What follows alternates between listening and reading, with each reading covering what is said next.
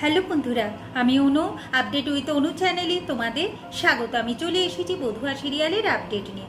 বধুয়া সিরিয়ালে দেখা যাচ্ছে যে পেখমকে শাস্তি দেবে বলে শ্রী আর তিয়াস মিলে আবিরকে ফাঁসানোর চেষ্টা করে। এতে তিয়াসেরও সুবিধা হয়, তিয়াস আবিরের কাছাকাছি আসতে পারে। কি হয় না, রায়চকে আবির আর তিয়াস মিটিংয়ে গেছিল। মিটিংয়ের পর একটা হোটেলে রুম বুক করে তিয়াস, আর সেখানে ডিনারেরও ব্যবস্থা করে।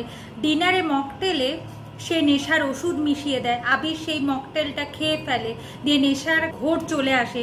সে কিছুতেই আর বাড়ি ফিরতে পারছে না রাতে। তারপর হোটেলের রুমে গিয়ে আবিরকে শুয়ে দেয়। তিয়াস আবিরের কাছাকাছি আসার চেষ্টা করছিল আর ভেবেছিল ফটো তুলে রাখবো, দিয়ে সে ফটো দেখিয়ে দেখিয়ে আবিরকে ফাঁসাবো।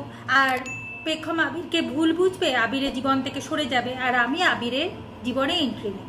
কিন্তু এত কিছু প্ল্যান পুরো ভেস্তে গেল তিয়াসে।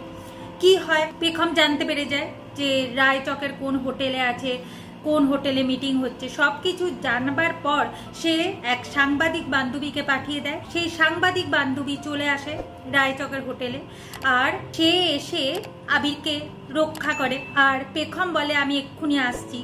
আর পেখম এসে দেখে যে তিয়াস আর আবির এক রুমে ছিল। আবিরের খুব বাজে অবস্থা।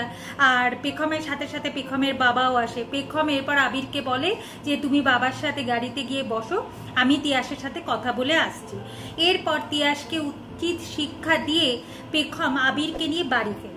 বাড়ি ফেরার পরই আবার একটা নতুন খেলা শুরু হয়েছে। এতক্ষণ খেলাটা খেললো শ্রী, এরপর রন রে নতুন খেলা শুরু করেছে। কি খেলা শুরু করেছে না, সে আবার হার্ট অ্যাটাকের নাটক করছে। জেল থেকে বেরিয়ে এসেছে হার্ট অ্যাটাকের নাটক করে, এখন হসপিটালে অ্যাডমিট আছে। ডাক্তার বলছে খুব সিরিয়াস কন্ডিশন, অপারেশন করতে হবে, না হলে রন রেকে বাঁচানো যাবে না। শ্রী এসে কান্নাকাটি করছে।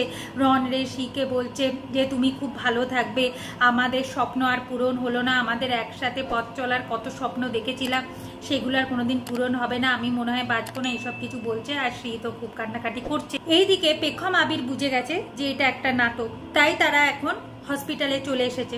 একটা নার্সের কাছে জিজ্ঞাসা করে সত্যি কি রনরের কিছু হয়েছে। প্রথমে নার্স কিছুতেই মুখ খুলছিল না, বলছিল এটা হচ্ছে হাই প্রোফাইল কেস, এই কেসের ব্যাপারে মুখ খুলতে পারবো। পেখম বলে যদি আপনি মুখ না খোলেন তাহলে আরো কত মেয়ের জীবন নষ্ট হবে আপনি জানেন। অনেক কষ্ট করে রনরেকে আমরা অ্যারেস্ট করিয়েছিলাম, এরপর যদি ও ছাড় পেয়ে যায় কি হবে বুঝতে পারছেন তো। নার্স ভাবে সত্যি তো রনরের তো ক্যারেক্টার ভালো নয়, সে তো আমার সাথেও অসভ্যতামি করতে গেছিল, তাই সে বাধ্য হয় মুখ খুলতে। বলে কিনা এই হসপিটালটা হচ্ছে রনরের জানাশোনা, রনরে যতটা বলছে ততটা কিছুই হয়নি।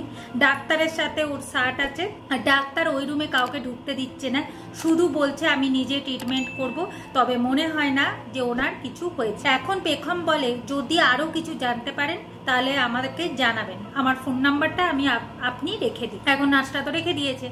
শ্রী বাইরে বেরিয়ে দেখতে পায় যে আবির আর পেখম সেখানে এসেছে। পেখমকে টানতে টানতে রনরের কাছে নিয়ে যায়। আর আবির আর পেখম তো বুঝিয়ে গেছে যে সে একটা নাটক।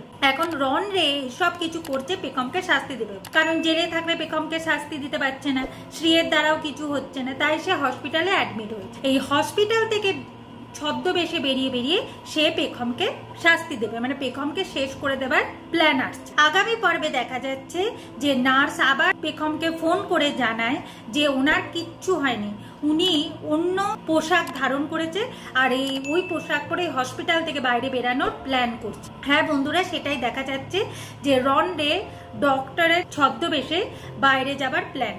এইভাবে আজকের পর্বটা শেষ হয়ে যাচ্ছে। আশা করি আজকের পর্বটা তোমাদের ভালো লাগবে। ভিডিওটা দেখবার জন্য আর আপডেট উইথ অনু চ্যানেলের পাশে থাকবার জন্য অসংখ্য ধন্যবাদ।